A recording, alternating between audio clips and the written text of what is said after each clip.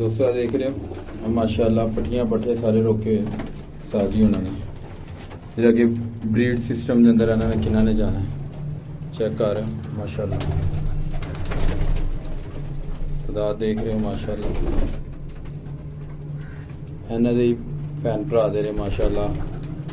बुढ़े जेठवीन होए माशाल्लाह किन्ना ने बड़ी अच्छी पूरे लाहौर में बीट किया है ते बड़ा अच्छा टाइम दिता है चेक कर रहे हो माशाल्लाह माशाल्लाह इन्हों की खलोड़ियाँ चेक कर रहे हो इन्हों की टुरना चेक कर रहे हो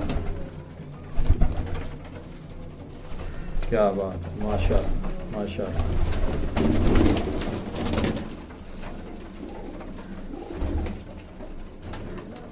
माशाल्लाह